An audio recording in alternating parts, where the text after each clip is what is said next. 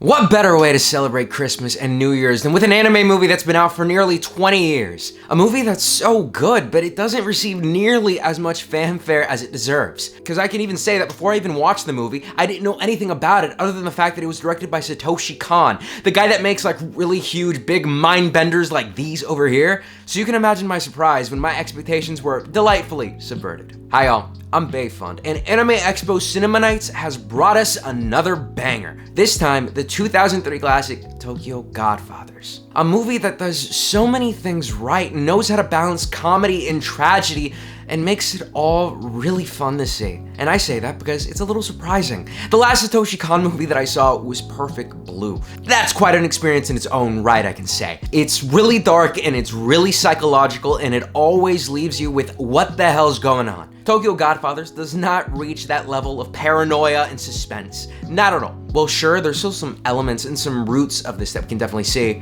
The movie promotes its themes of hope, love, and family throughout its entire runtime. Things that are really important to the story, because this is a movie that doesn't dwell on just the most depressing, on the most sad aspects of these characters' lives, because there's a lot of that could have just dragged this movie down and made it a bummer a lot of the time. These characters that we follow are homeless, whether it be because of bad planning, financial decisions, because of fighting that they have with family members, or because they're just ashamed to show their face around. Everyone's got a different predicament and a reason as to why they're here right now.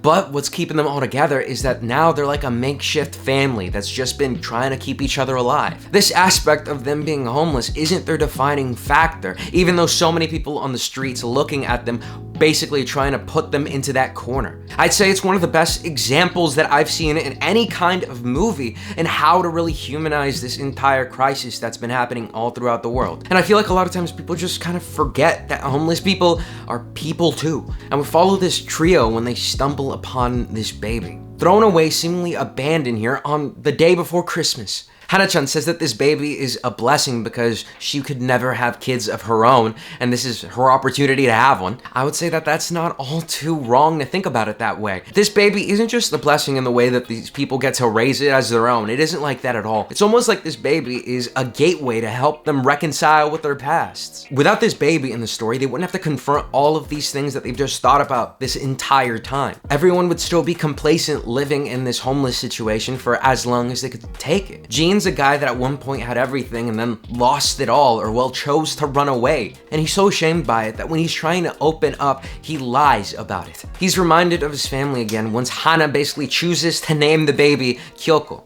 Miyuki is a runaway girl that hurt her dad and now is afraid about the repercussions that she's about to face. This baby coming into their lives lets her basically think about what her family must be thinking about her being gone, how they must feel about not knowing where she is. And for Hana, while this baby might be her chance at being a mother, this is also a chance to let her reflect on how she felt as also being in the position as this very same baby and what her mother must have been like. So she goes wanting to chase down who this mother, who this potential person could have been, and why they chose to do this. This baby might not be the blessing that they all wanted, but it definitely is what they needed. It's basically the big push that gets them out the door and to do things. This is the big Christmas miracle. Aside from the fact that the baby's probably also like a miracle child too, because come on, it feels like every single time something that could have been fatal to them gets resolved really easily, or it just so happens that they get time to be in the right space in the right time just to avoid it. The only times that these characters get hurt are when they're not with the baby.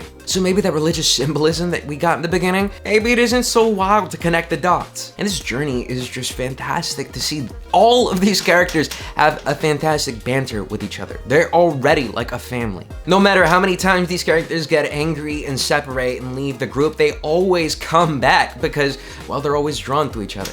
I like the fact that the story isn't just so simple that you could just go in and already expect what's gonna happen in it. There's so many like twists, turns, and things that you're just not expecting that just make everything feel so much more like an adventure. Whether that be a guy getting trapped under his car, an assassination attempt, getting kidnapped, or whether it be handing the baby to someone that isn't the actual mother. There's always something that throws a wrench into the plans. It makes it a little bit more of a mess. I'll tell you, this is a movie that I didn't really expect me knowing Spanish to really help. When Miyuki encounters that Latino family, none of that dialogue is translated. But if you understand it, then you realize that these two characters aren't really communicating at all. And I also like how all of our characters' arcs pretty much round themselves off with each one reflecting the other's story. All of their arcs involve their families and acceptance to at least some degree. Gene wanted and actually needed to see his daughter at least one time. And it just so happens that Hana-chan gets sick, so they need to go to the hospital. And who's the nurse? It's a roundabout way of doing things, but they found a way. And even though it's not a big reconciliation that they have here, it's still a dad and his daughter reconnecting. She's even trying to open the doors to let him back into her life, telling Jin that she's getting married and showing the audience that she has big daddy issues. Hana goes back to her mom, where she apologizes about the mess that she caused when she used to be a singer there. And her mother just says that that was something that she didn't have to worry about in the slightest, which I assume is going to be something that's going to be very similar when it comes to Miyuki and her dad.